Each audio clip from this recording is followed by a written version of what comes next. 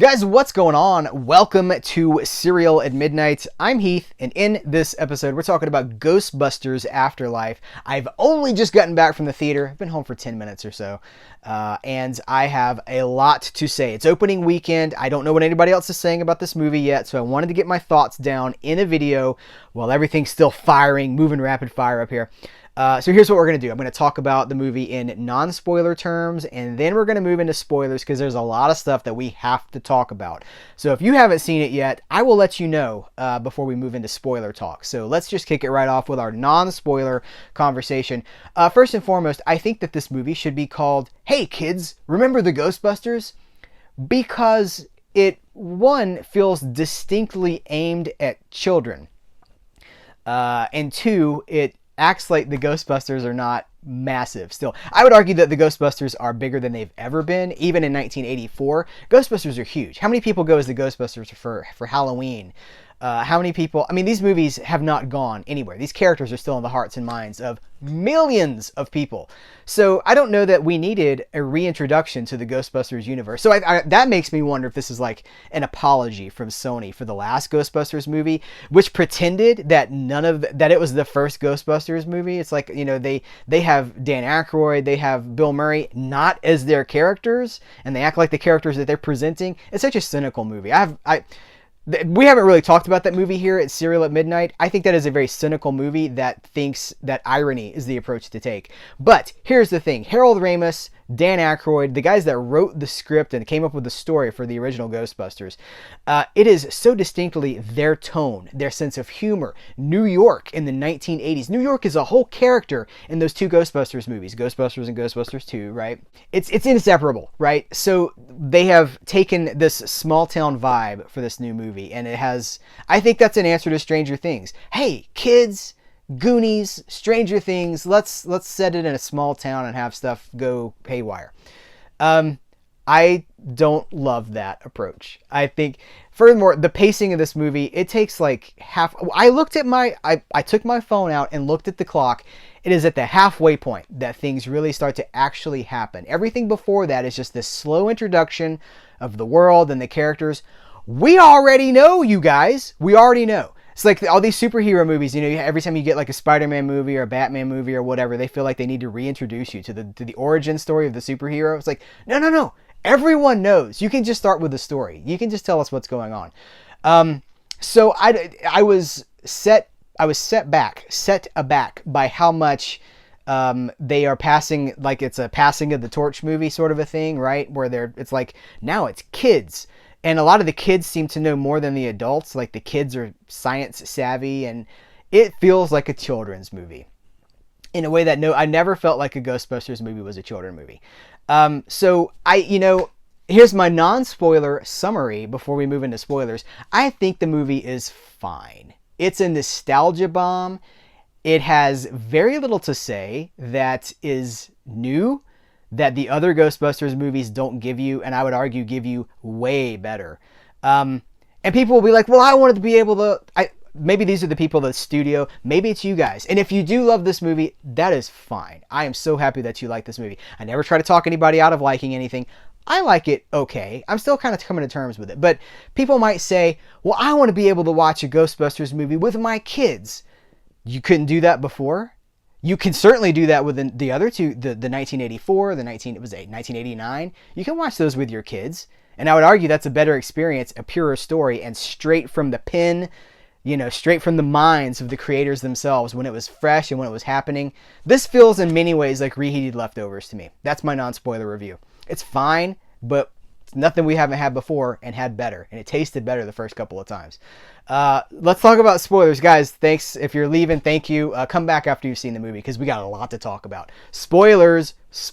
All right, here we go. What in the heck? Gozer again? Okay, so ask yourself, if you're one of these people who's like, oh, it's so great to see this stuff again. I mean, that's fine. That's fine. But like, what does this movie do? Sometimes you hear somebody, you hear like a critic say, what does this movie bring to the table that hasn't been brought to the table before? What does this movie do that's new? And then the answer that a lot of people will say is like, well, it doesn't have to do anything. I just want to spend time with these characters. Well, this is a movie that stands on the shoulders of the first Ghostbusters movie in with a boldness that I have rarely seen in a movie. The last half of this movie is the first Ghostbusters movie. They've added kids and they've retold Ghostbusters. Gozer, the Zool, the Keymaster, the Devil Dog guys, the chair gimmick. I mean, it is all straight out of the first Ghostbusters movie. Now, an optimistic way of looking at that is to be like, well, they're homaging the past. Are they homaging it? Or are they just reappropriating it for their own storyline, hoping that they'll tap into that nostalgia that you feel and go, oh yeah, sidebar. We saw the trailer for Sing 2. The trailer for Sing 2 features Still Haven't Found What I'm Looking For by U2 heavily in the trailer.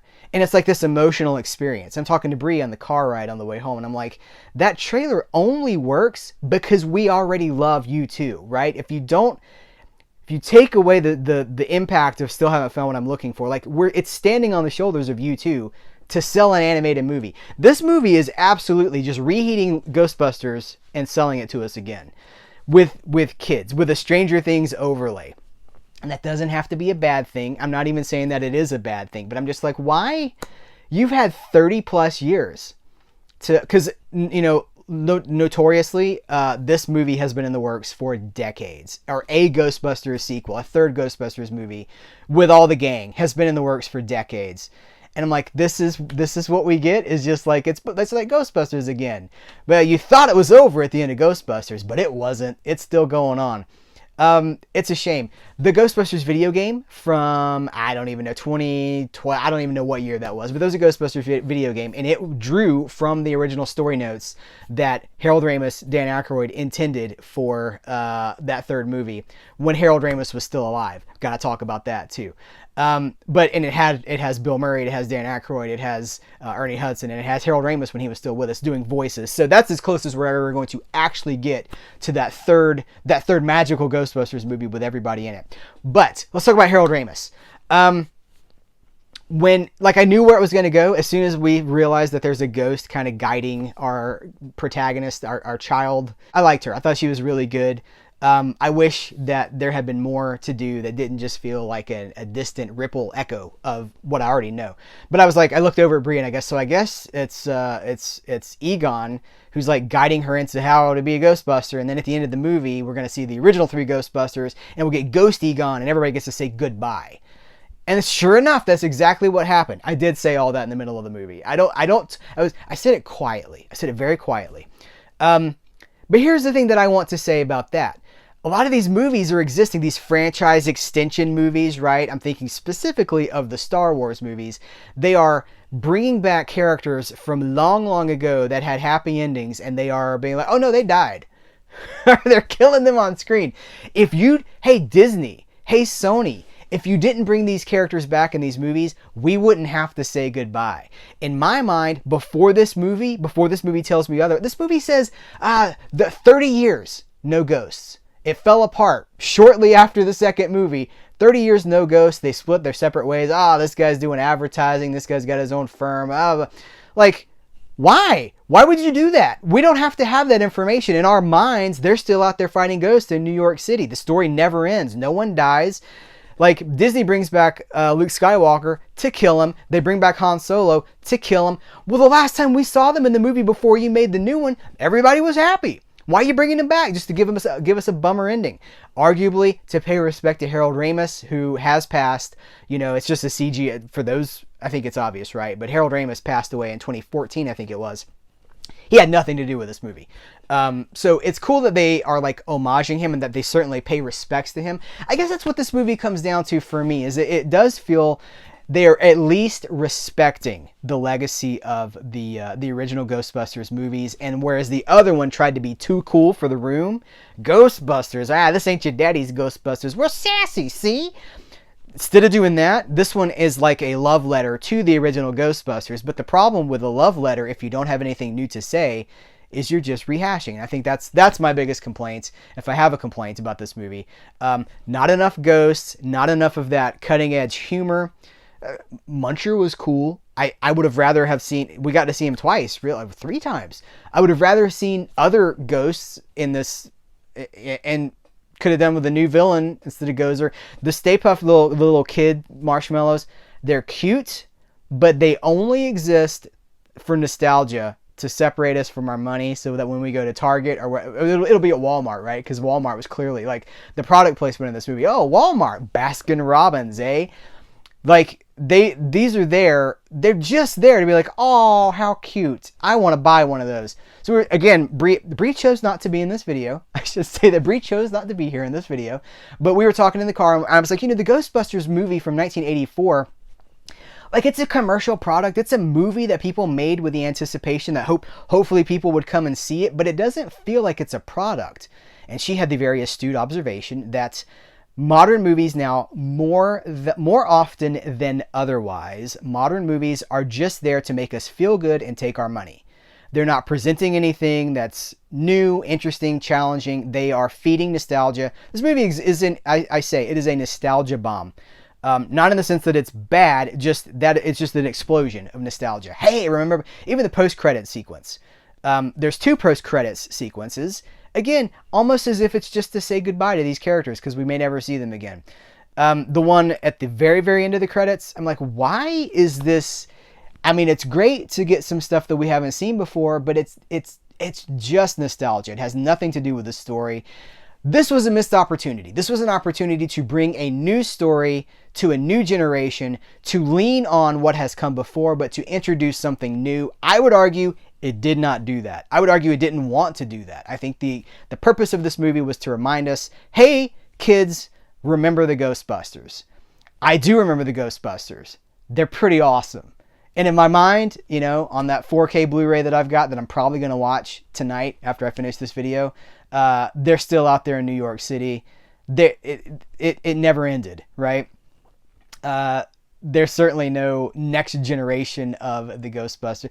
By the way, is that what they're trying to do? We're going to do like kid Ghostbusters now?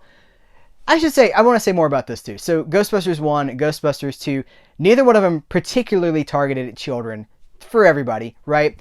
There was an animated series. I love the animated series, and that was totally for kids. I don't want to act like Ghostbusters had no kid appeal. The toys, all that stuff, it totally did. There were comic books, new comic books, old comic books. It's been a marketing machine for a long time. I just feel like this just has so little soul to it. It's like Ghostbusters as a warm family movie. But I'm sorry, that's not what Ghostbusters is. It never was. That's doing something, that's revisionist. And it has no teeth.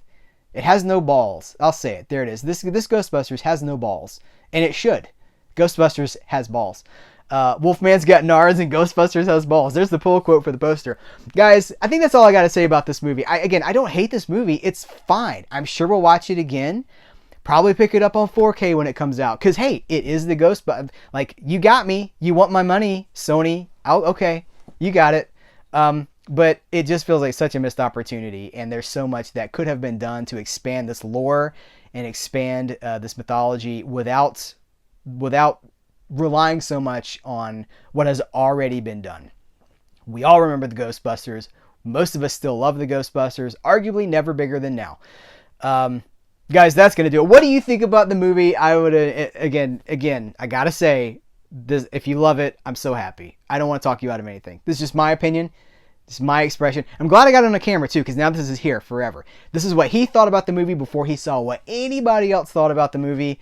Now I guess I can go read some other people's reviews. Guys, thank you so much. Take care. Let's continue the conversation in the comments below. Take care. Until next time, here's where to go and what to do.